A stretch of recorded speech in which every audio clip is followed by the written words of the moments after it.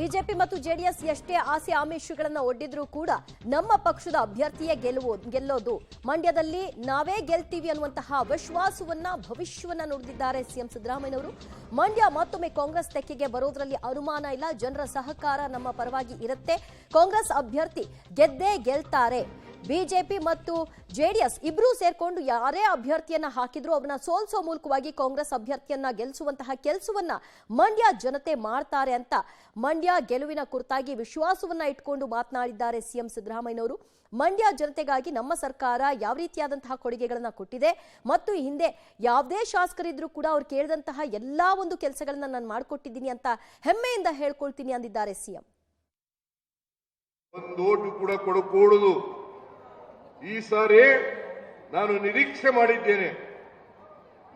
ಮಾಡಿದ್ದೇನೆ ಮಂಡ್ಯ ಮತ್ತೊಮ್ಮೆ ಮುಂದಿನ ಲೋಕಸಭಾ ಚುನಾವಣೆಯಲ್ಲಿ ಕಾಂಗ್ರೆಸ್ ತೆಕ್ಕೆಗೆ ಬರ್ತವೆ, ಕಾಂಗ್ರೆಸ್ನ ಅಭ್ಯರ್ಥಿ ಗೆಲ್ತದೆ ಅಂತಕ್ಕಂಥ ಮಾತುಗಳನ್ನು ಹೇಳಲಿಕ್ಕೆ ಬಯಸ್ತಾ ಇದ್ದೇನೆ.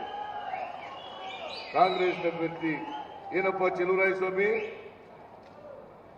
ಸ್ವಾಮಿ ಏನಯ್ಯ ರವಿ ಉದಯ್ ಏನಪ್ಪ ರಮೇಶ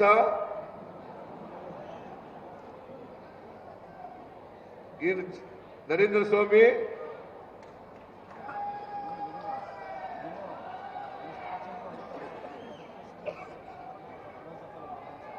ಆದ್ರೆ ಇಷ್ಟು ಮಾತ್ರ ಹೇಳ್ತೇನೆ, ನಾವು ಕೊಟ್ಟ ಮಾತಿನಂತೆ ನಡ್ಕೊಂಡಿದ್ದೀವಿ.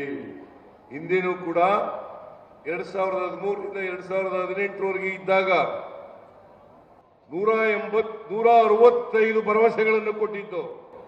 165 ಭರವಸೆಗಳಲ್ಲಿ 158 ಭರವಸೆಗಳನ್ನು ಈಡೇರಿಸಿತು.